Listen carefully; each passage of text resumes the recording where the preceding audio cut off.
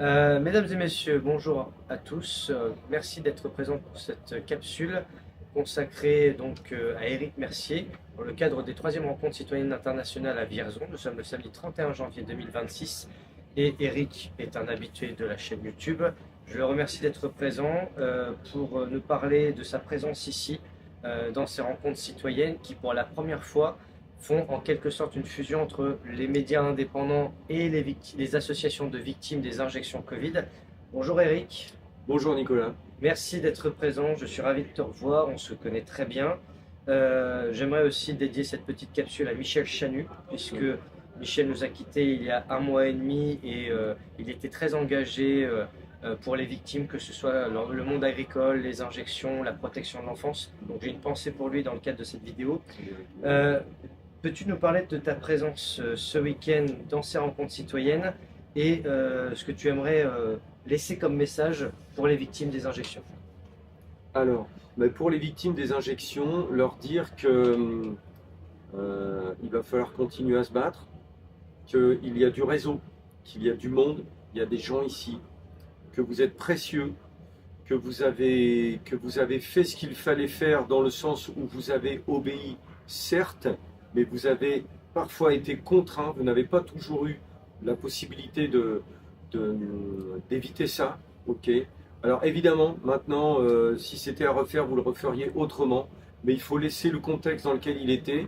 Le fait est, c'est que vous êtes précieux, vous êtes, vous, les vraies victimes. Moi, j'ai été suspendu, mais au final, ma santé, elle va bien. Les vrais martyrs, le vrai sujet, c'est vous.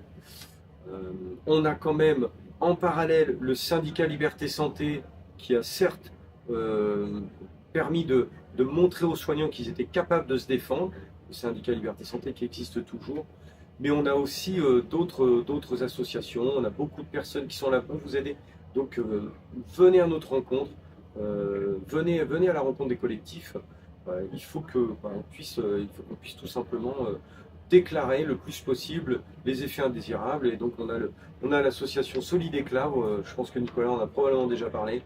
Vous êtes précieux, ce qui vous est arrivé c'est un scandale et on lâchera jamais. On est lucide, serein, déterminé.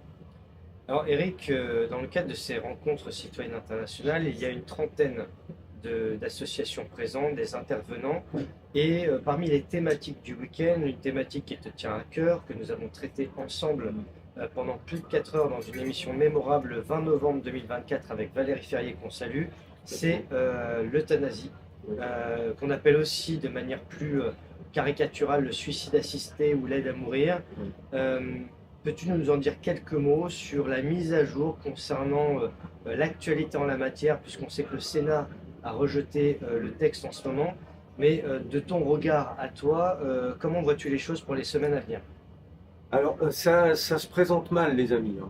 Faut être très clair. Le Sénat a détricoté ce qu'on appelle l'article 4 qui était une des clés de voûte. Effectivement, l'article 4 du projet de loi 661, euthanasie, l'article 4 donnait les conditions d'accès et donnait de fausses garanties. Dans ces garanties, il était indiqué globalement, je vais vous le lire très rapidement, être atteint d'une infection grave et incurable, quelle qu'en soit la cause, qui engage le pronostic vital, en phase avancée, processus irréversible, aggravation de l'état de la santé, affecte sa qualité de vie, virgule, ou en phase terminale. Mais tout ce que je viens de vous dire, en fait, ça correspondait à la description des maladies chroniques. Donc il a été dit, non, il faudra avoir tout un tas d'éléments cumulatifs pour pouvoir, prétendre à l'éligibilité à l'euthanasie. Oui, sauf que ces points cumulatifs, c'est la description des 35 millions de maladies chroniques en France. Pas 35 millions de Français, 35 millions de maladies chroniques. On est de 7 à 17 millions de Français. Et ça, le Sénat a décidé de casser cette condition d'accès. Du coup, une grande partie de la gauche, pour avoir une approche un petit peu politique, mais c'est pour vous donner les tendances sur l'échiquier politique, une grande partie de la gauche, entend parler le Parti Socialiste et les écologistes et partis centristes et macronistes, ont dit, cette loi, elle est complètement cassée s'il n'y a plus l'article 4 avec toute cette éligibilité sur ce qu'on appelle réellement de l'euthanasie de masse. Comprenez bien, les amis, la problématique n'est pas êtes-vous pour ou contre l'euthanasie, c'est avez-vous compris qu'il s'agit d'une euthanasie de masse. Donc ces partis étant écœurés par le fait que ça a été détricoté par les républicains et étonnamment, mais en fait c'est pas si étonnant que ça, 14 sénateurs communistes, comme quoi vous voyez c'est pas un clivage gauche-droite, eh bien ils ont dit bon bah puisque ce projet de loi va quand même être mis au vote au Sénat, eh ben, nous on va voter contre. On va voter contre ce que l'on nous a cassé. Et les sénateurs républicains et communistes, eux, ont voté pour ce qu'ils ont réussi à casser, ce qui nous a fait un vote croisé. Le fait est, c'est que le projet de loi 661 a été rejeté. Il repart là le 16 février à l'Assemblée nationale en deuxième lecture. Il s'appelle maintenant le projet 2041. Sauf que l'Assemblée nationale va remettre ce projet à la ligne au point de départ. Hein.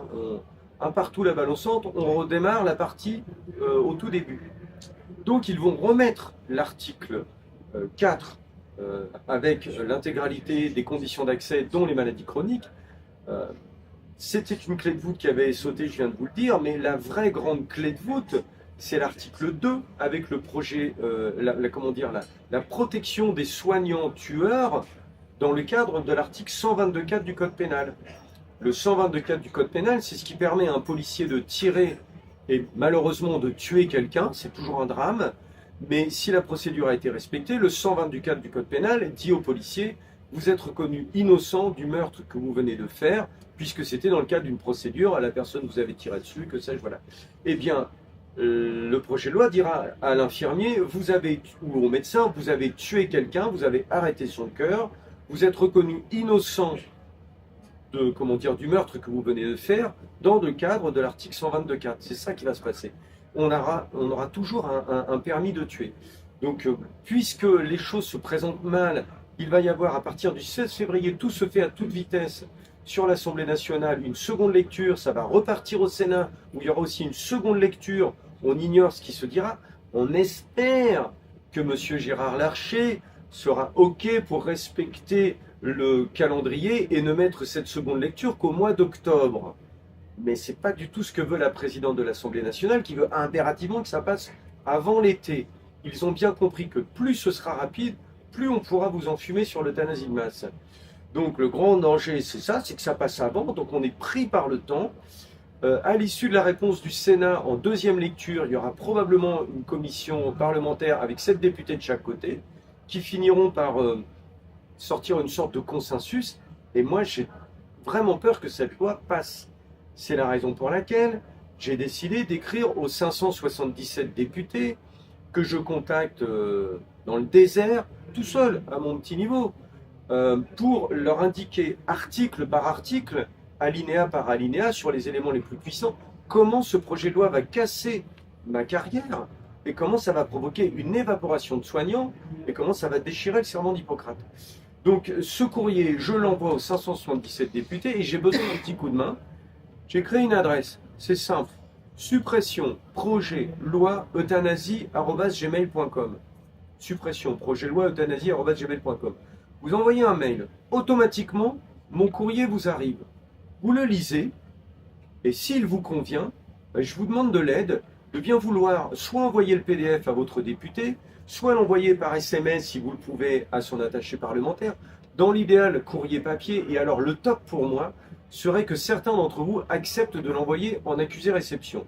Parce qu'après, avec une petite photo de l'accusé-réception, je pourrais dire à ces chers 577 députés, il y a bel et bien un avant, un après. Vous avez reçu toutes les conditions qui font que ma carrière va être cassée. Toutes les conditions qui vous permettent de comprendre que c'est bel et bien de l'euthanasie de masse. Et moi, eh bien, je vous le dis, cher ami député, ce ne sera pas à moitié pour, à moitié contre.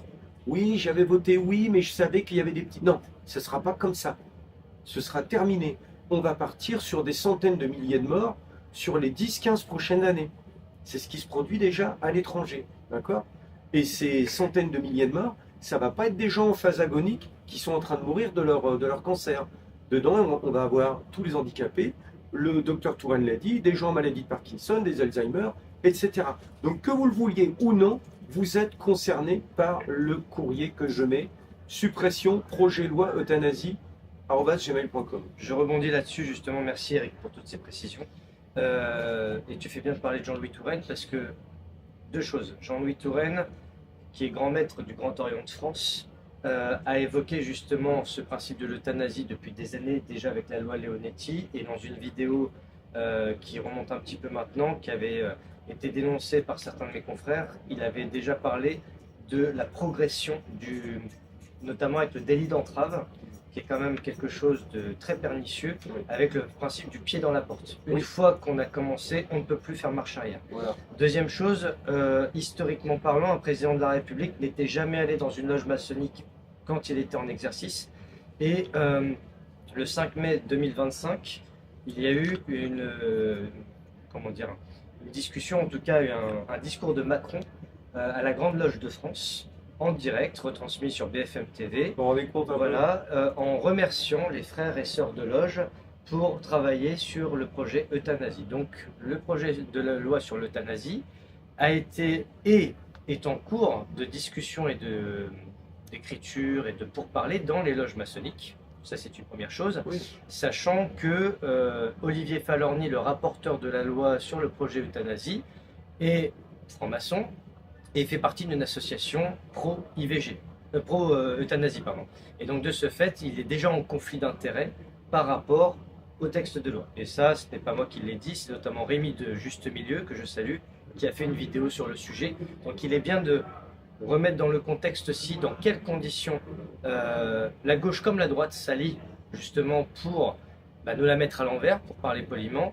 Et donc de ce fait, au-delà de ce texte qui est civilisationnel, parce que là on dépasse le cadre sanitaire et médical, on parle de notre vie à tous. Et ça ne touche pas seulement les personnes qui sont en fin de vie dans des situations extrêmes, des Vincent Humbert ou des Vincent Lambert. Ça touche même des jeunes dépressifs, des personnes en situation de handicap, etc. Et ça, je pense que tu peux rebondir là-dessus. Alors là, justement, il faut que vous alliez creuser, et je pense que ça va fortement t'intéresser, sur la notion de fiction juridique. La fiction juridique est un terme juridique que j'ignorais, je l'ai appris il n'y a pas si longtemps que ça, grâce au livre d'Amin Umlil, L'impossible fait justificatif. Je vous invite à acheter L'impossible fait justificatif, vous allez avoir pléthore d'informations. J'ai découvert la notion de fiction juridique. Qu'est-ce qu'une fiction juridique? Vous faites travailler votre moteur de recherche, accrochez-vous bien à votre chaise. Le droit, en France, permet de créer une situation imaginaire, juridique, plus exactement un contexte, à partir du moment où un contexte concret, réel, va à l'encontre de ce que l'on souhaite, de ce à quoi on souhaite aboutir. Je vous donne un exemple qui est un exemple connu, classique. Certaines personnes seront contre, mais en fait c'est l'exemple d'une fiction juridique. Un Français devient une personne juridique en France à partir du moment où il est né, où il a créé, où il est considéré comme être vivant. Là tout de suite, évidemment qu'il a le droit à un nom, prénom et une déclaration à la mairie, mais tout de suite là tel qu'il est, il a même le droit à un avocat s'il veut. Il existe juridiquement. Avant ça, il est considéré comme un fœtus ou un embryon. Il n'est pas considéré comme, alors potentiellement vivant, mais il n'est pas considéré juridiquement comme une personne vivante. Alors vous allez me dire, bah oui, mais un bébé qui naît à 7 mois, 8 mois, il est quand même viable, il peut devenir basketteur international. Oui, oui, tout à fait. Ça, c'est la réalité. La fiction juridique, c'est de dire, on considérera qu'il ne sera un être vivant que quand il aura crié. Vous voyez le truc? Donc avant, c'est un paquet de cellules, c'est tout. C'est pas mon opinion, c'est une fiction juridique. Là, on a la problématique d'une nouvelle fiction juridique qui va arriver. Lorsque les soins palliatifs auront été bien cassés, lorsque la sédation profonde et continue jusqu'au décès aura été bien mis en avant, lorsque le projet de loi euthanasie aura été bien lancé, bien mis en place, on se dirigera vers de l'euthanasie pour prélèvement d'organes, tel que ça se pratique actuellement en Espagne. On en avait déjà parlé chez Nicolas. Cette euthanasie dans une clinique en Espagne permet de faire 23 transplantations. C'est déjà acquis, c'est déjà ancien. Pensez à la Belgique, le Canada, etc. Voilà, ça se pratique. Sauf que certaines personnes disent oui, mais quand on euthanasie les gens, on pousse des molécules, on abîme le corps, on abîme les tissus. C'est une question qui me revient souvent. Et potentiellement, il faut attendre l'arrêt cardiaque pour ensuite pouvoir, de plusieurs minutes, pour pouvoir ouvrir le corps, prendre les organes. Donc les organes souffrent un petit peu. C'est quand même un petit peu dommage, parce que si on a un jeune dépressif qui accepte de se faire euthanasier pour donner ses organes, c'est déjà le cas dans un certain nombre de pays, c'est quand même un petit peu dommage, parce qu'avant son euthanasie, ses organes sont quand même impeccables. Vous voyez la notion de fiction juridique qui arrive tout doucement. Si ce jeune dépressif est OK pour signer une feuille et dire « Je considère que je serai mort dès lors que je serai en anesthésie générale, puisque je suis demandeur de l'euthanasie. » Donc, prenez directement et les tissus seront de meilleure qualité en oxygénation et en contrainte pharmacologique. Mais ça, les amis, ça s'appelle dépecer un être humain vivant. C'est une autopsie. On est d'accord. Ok. Sauf que, avec une nouvelle fiction juridique qui arrivera dans quelques années en France, eh bien, ce sera possible. Pourquoi est-ce que ce sera possible? Parce que ce sont des sujets actuellement discutés en Belgique et au Canada. Donc s'il y a un scoop, le voilà. Sauf que ce scoop, c'est une mauvaise nouvelle. Ce projet de loi euthanasie va nous diriger vers une horreur d'euthanasie de masse rentable. Rentable. Le business de la mort. Et donc, sans compter le trafic d'organes qui va avec. Alors ce sera la fin du trafic d'organes dans les clandestins, on va dire. Voilà, parce que le trafic d'organes deviendra véritablement une légalisation claire, nette et précise. Mais pour ça, il faut que vous soyez relativement prêts. Donc il faut que l'on vous laisse croire que choisir ma mort, la dignité, ma liberté de... Il faut qu'on vous enfume. Et si vous avez le sentiment que vous avez la liberté de choisir une mort digne, vous vous faites enfumer. En Belgique, vraiment, nos amis belges nous écoutent. Comment dire? Une immense majorité de gens considèrent qu'il est exclu pour eux de mourir naturellement. Il leur faut obligatoirement un accompagnement médical pour la mort. Mais en soins palliatifs dignes de ce nom, ou depuis la nuit des temps, il y a une immense majorité de gens qui meurent bien. Et ceux qui ont des douleurs et des souffrances, on sait stopper ça. Et l'histoire de dignité, vous pouvez vous sentir indigne si vous êtes en totale dépendance physique. Ça, on comprend que vous puissiez vous sentir indigne. Le problème, c'est que vous êtes quand même digne. Vous êtes quand même digne. Parce que vous êtes un être humain. Peu importe qui vous êtes comme être humain. Vous êtes un être humain, vous êtes né bébé, on vous a sorti du corps d'une femme, vous êtes sacré, c'est tout. Donc votre dignité est intacte pour toujours, c'est comme ça.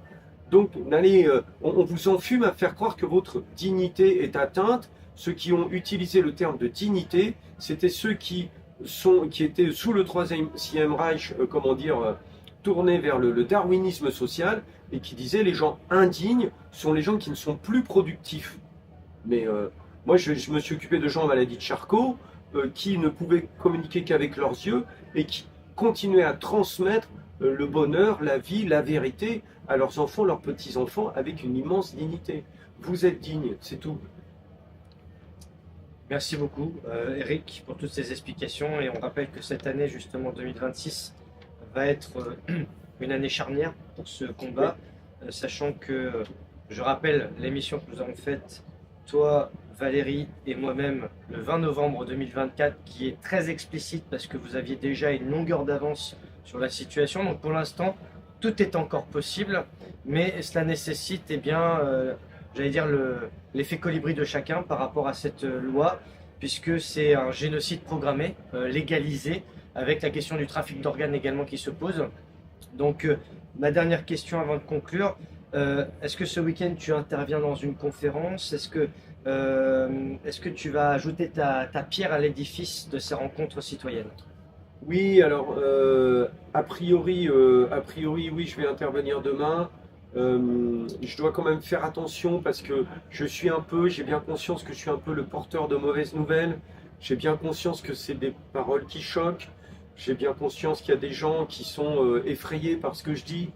Moi, je considère que le consentement libre et éclairé ne fonctionne qu'à partir du moment où on vous a tout dit.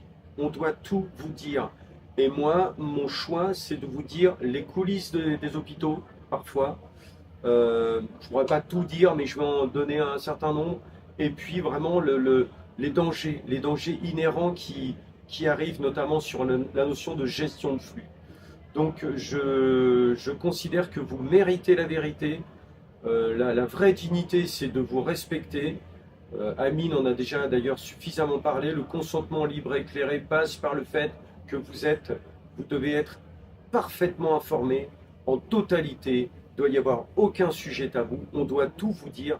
Vous êtes en capacité de comprendre et après vous décidez. Après vous décidez. La vraie liberté, c'est celui qui décide quand il est en capacité de tout comprendre et de tout savoir.